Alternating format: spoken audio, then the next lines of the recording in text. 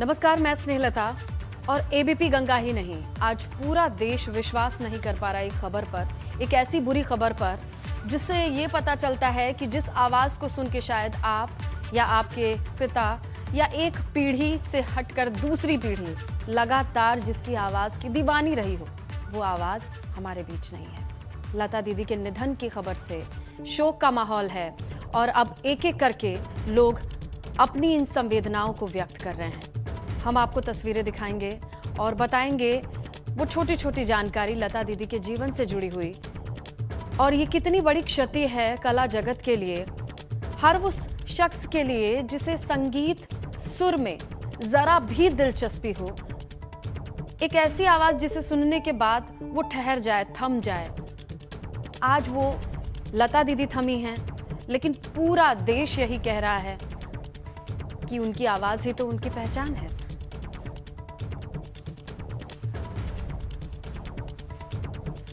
और कला जगत आज इस खबर को सुनने के बाद क्या ही व्यक्त करेगा, शब्दों की कमी पड़ेगी।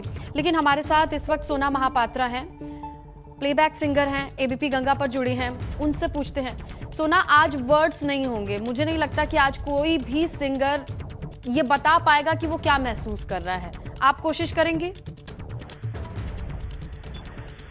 हाँ, वैसे तो बहुत सारे इमोशंस हैं अभी और मेरा तो सर हिला हुआ है जी। लग रहा है कि हाँ, पहली बार जब लता जी से मिले थे तो पता एक ऑरा जो है उनका इतना पावरफुल है, पता चलता है कि वो इतने डेकेड से इम्प्रेस क्यों रही, जो होती है ना, बिल्कुल उन्होंने वो जो एक पावर हाउस थी एक्सेलेंस की, नॉट की सिर्फ गाने में तो इंस्पिरेशन थी ही, लेकिन इस उम्र में भी, क्योंकि मैं 5 साल पहले की बात कर रही हूँ, इस उम्र में भी इतनी शार्प थी, उनको पता था कि कौन अच्छा गाना गा रहा है आज के जमाने में, कौन से गाने अच्छे हैं, वो इतनी शार्प थी। मुझे तो लगता है कि एक जो वो स्वर्ण युग कहा जाता है ना फिल्म म्यूजिक का, वो तो आज जैसे एक फॉर्मल हिसाब से खत्म ही हुआ। सोना, आप कनेक्टिंग लिंक की तरह हो सकती हैं, क्योंकि आपने उस दौर में लता दी को सुना, उनकी आवाज़ सुनी और आज अपने शैली में गा रही हैं। आपका कोई ऐसा एक्सपीरियंस रहा हो, कोई लास्ट कन्वर्सेशन हो, कुछ ऐसा शेयर करेंगी क्या व्यूअर्स से? हाँ, जब मैं उन्हें मिली थी सोनू निगम के घर में, हम सब सिंगर्स आए हुए थे, मैंने उनकी आशीर्वाद, उनका पैर छुआ था और आशीर्वाद लिया था। और मुझे याद है कि उन्होंने आशीर्वाद देते हुए कहा, बेटा वो मन तेरा जो रोग है मोहे समझ ना आए, पास है जो जिया लागे ना करके एक गाना मेरा रिलीज हुआ था, जो ठुमरी अंक का था, और फिल्मों में कम ही क्लासिकल बेस्ड गाने रिलीज होते हैं। बिल्कुल सुना। और मुझे एक्चुअली पता है, मुझे शब्द नहीं है इसलिए मैं गा रही हूँ बेवकूफों की तरह, लेकिन नहीं सोना, क्योंकि देखिए ना, कला की देवी की उपासना शुरू से ही तो हो सकती है। सोना, आप बिल्कुल सही हो अपनी जगह पे। तो यही याद है कि उनको ये गाना पता भी था और उन्होंने आशीर्वाद देते हुए कहा कि बेटा ऐसे गाने गाते रहो। मुझे बिल्कुल जैसे अचंभित लगा था कि उनको पता भी था कि क्योंकि ये तलाश का गाना था, लेकिन इतना प्रमोट नहीं हुआ था जिया लागे ना मेरा। सुना, कहते हैं ना, हीरे की परख जौहरी को होती है। आशीर्वाद से कम नहीं रहा होगा वो आपका गीत। हिम्मत है तो थोड़ा सा एक बार गा के बताएंगे, क्योंकि हम सुनना चाहेंगे कि लता दीदी को आपका ये गीत पसंद था। अगर हिम्मत है तो सुना। गा तो लिया मैंने। पास है जो सब छोड़ के दूर को पास बुलाए, जिया लागे ना तुम बिन मोरा, जिया लागे ना तुम बिन मोरा, जिया लागे ना तुम बिन मोरा, जिया लागे ना तुम बिन मोरा। तो संगीत सीखने वाले हर एक कलाकार को आपका ये गीत बहुत रेलेवेंट लग रहा होगा, है ना?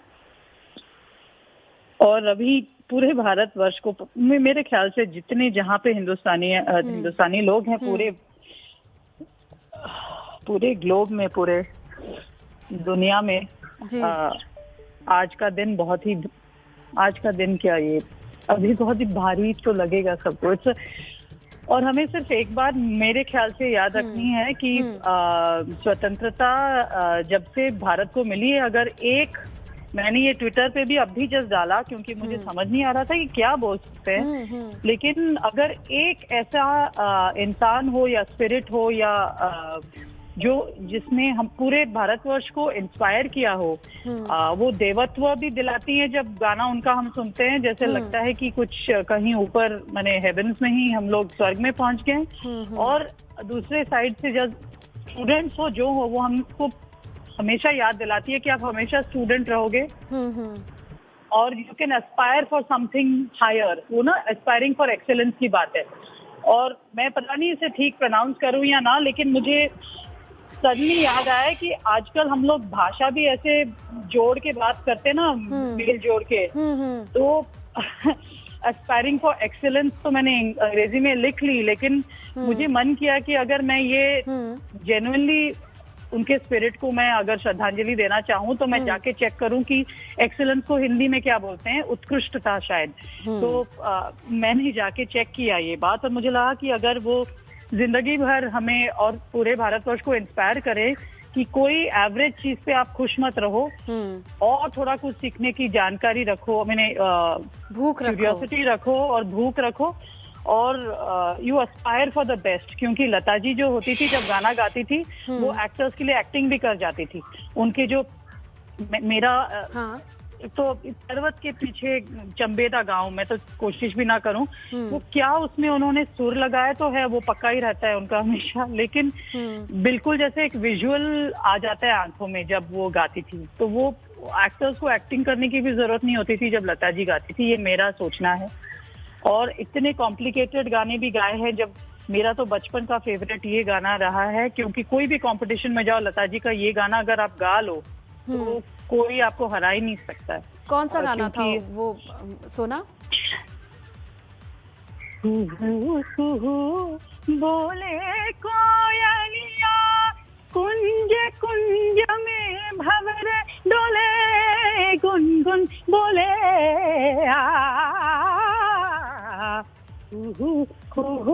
बोले कोयलिया।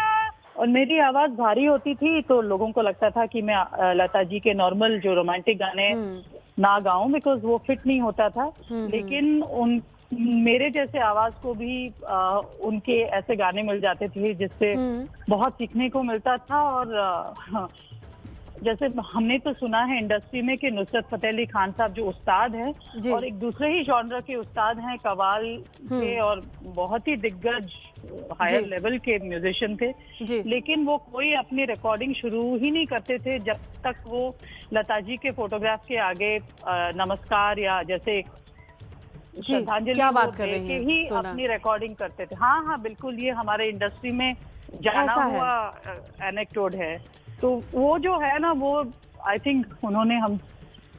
अच्छा सोना, जब आप लोग बाहर विदेश पे भी कॉन्सर्ट पे जाते होंगे तो वहाँ पे भी भारतीय आते हैं और संगीत सुनते हैं और आपकी आवाज़ की तो एक अलग फैन फॉलोइंग है, लेकिन वहाँ पे भी लोग मिलते होंगे ना जो आपको पूछते होंगे कि लता दीदी के गानों से, या फिर ऐसा कहते होंगे कि ये गाना उनका फेवरेट है? क्योंकि मैंने तो आज तक किसी ऐसे शख्स से मुलाकात नहीं की जो बताए कि मेरे पुराने गानों में एक फेवरेट लता जी के गाने ना हो।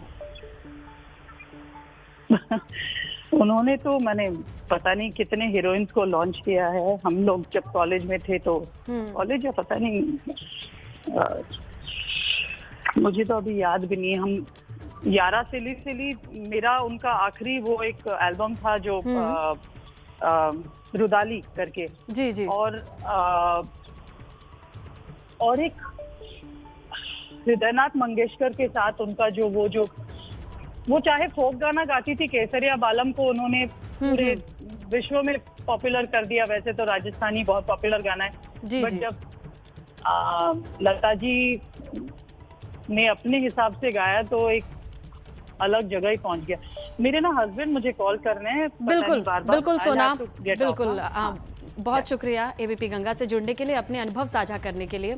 सोना महापात्रा नमस्कार। प्लेबैक सिंगर हैं और कई भाषाओं में सोना भी गाती हैं और वो समझ सकती हैं कि आज जिस साम्राज्य को खोया है वो अपने आप में यूनिवर्सिटी हैं, संगीत का विश्वविद्यालय, जहाँ से सुरों की, लय की, ताल की समझने के लिए दूर दूर से लोग आते हैं। अगर कला के क्षेत्र में, गीत के क्षेत्र में, संगीत के क्षेत्र में कोई पहचान बनाना चाहता है, सोना यही अनुभव अपना साझा कर रही थी कि क्या पैरामीटर होगा, स्टैंडर्ड क्या होगा कि कोई बहुत अच्छा गाता है। तो वो खुद बता रही थी कि कंपटीशन में मैं उनके वो गीत को अगर गा लूं तो लोगों को लगता था कि हाँ, सुरों का पक्का या पक्की होगी, क्योंकि ऐसे गीतों को उन्होंने गाया है जो अपने आप में एक स्टैंडर्ड है, एक मापक है, एक पैरामीटर है। और आज बॉलीवुड के लिए ही नहीं, हर किसी के लिए अगर संगीत से लगाव हो, संगीत एक ऐसी विधा है किसको लगाव नहीं हो सकता है। ऊपर वाले ने 2 कान दिए हैं सुनने के लिए, और उन कानों को अगर कुछ इतना सुरीला लगेगा तो वो रुकेगा, थमेगा। और शब्दों के साथ पिरो करके जब लता की आवाज़ गूंजती थी तो ये आवाज़ तो अमर है, इसमें कोई शक नहीं है। हाँ, शरीर ने ज़रूर साथ छोड़ दिया है और ये बात मानने में, इस पर विश्वास करने में कईयों को बहुत वक्त लगेगा। तो देखिए, आपको ये भी बताते चल रहे हैं कि इस दुख के साथ अब क्या क्या चीज़ें होने वाली हैं। 12:30 बजे उनके घर पर प्रभु कुंज उनका पार्थिव शरीर ले जाया जाएगा। 4 बजे शिवाजी पार्क उनका पार्थिव शरीर ले जाया जाएगा। 3 बजे तक अंतिम दर्शन के लिए उनका पार्थिव शरीर उनके घर पर ही रहेगा और 6:30 बजे उनका राजकीय सम्मान के साथ अंतिम संस्कार होगा। उनका पार्थिव शरीर पंच तत्व में विलीन किया जाएगा। तो आप देख सकते हैं कि एक तरफ स्क्रीन पर हम आपको वो ट्विटर के स्क्रीन दिखा रहे हैं, वो लोगों की ट्वीट दिखा रहे हैं, क्योंकि वो जरिया है जहां पर लोग आकर के अपनी भावनाओं को भी व्यक्त करते हैं। तो लोगों की जो संवेदनाएं हैं वो निकल करके सामने आ रही हैं, क्या आम क्या खास, जिसे कुछ भी नहीं समझ में आ रहा है वो भी यही लिख सकता है, मेरे वतन के लोगों जरा आंख में भर लो पानी। एक ऐसा गीत जिसने पूरे देश को एक क्षण में बस एक सुर लय ताल से भावुक कर देता था। और आज देखिए उस आवाज के लिए लोग क्या लिख रहे हैं। अक्षय कुमार का भी ट्वीट आया है, मेरी आवाज ही मेरी पहचान है, गर याद रहे। तो उस गीत को लिख करके अपनी संवेदनाएं व्यक्त की हैं अक्षय कुमार ने। तो देखिए, वही ऊपर वाले ने अगर कान दिए हैं और अच्छा सुनना है तो लता दी की आवाज ऐसी थी जिसे कोई रोक नहीं सकता है। इसीलिए देखिए, क्या सियासत, क्या खेल, क्या फिल्म जगत, क्या संगीत। अखिलेश यादव का ट्वीट भी हमारे सामने है, ऐ मेरे वतन के लोगों, और इसी के साथ विनम्र श्रद्धांजलि। तो ये तांता लगा हुआ है अगर आप सूचनाओं के लिए ट्विटर पर जुड़ते हैं, लेकिन यही वो जगह है जहां पर लोग अपनी भावनाओं को भी व्यक्त करते हैं। और अभी जो लोगों का दिल है वो बहुत भारी है। वो आवाज तो अमर है, इसमें कोई शक नहीं है, कोई नहीं भूल सकता इस आवाज को। लेकिन अभी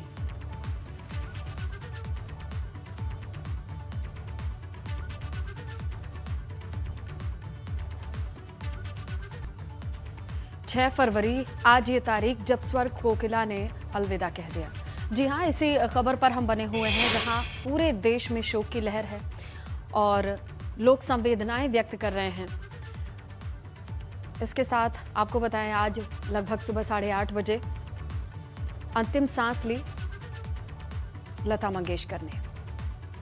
मुंबई के ब्रिच कैंडी अस्पताल में आखिरी सांस ली और बताया जा रहा है कि 29 दिन से लगातार वो अस्पताल में ही भर्ती थी।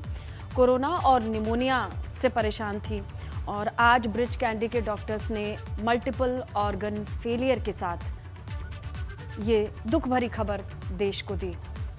पूरे देश में शोक की लहर है। 92 साल की उम्र में भारत रत्न लता मंगेशकर अब हमारे बीच नहीं है, लेकिन ये वो आवाज है और ये आवाज ही पहचान है। और पूरे देश में किस तरीके से लोग अपनी संवेदनाएं व्यक्त कर रहे हैं ये हम आपको दिखा रहे हैं। हर किसी आम से खास शख्स को हम इस वक्त देख सकते हैं जहां वो अपनी भावनाओं को व्यक्त कर रहे हैं, इस संवेदना को व्यक्त कर रहे हैं। देखिए अक्षय कुमार का ट्वीट है और ट्विटर पे लगातार लोग इस दुख की खबर के साथ अपनी भावनाओं को भी व्यक्त कर रहे हैं। देखिए अखिलेश यादव का ट्वीट है जहां पर उन्होंने एक तस्वीर ट्वीट करके श्रद्धांजलि दी है।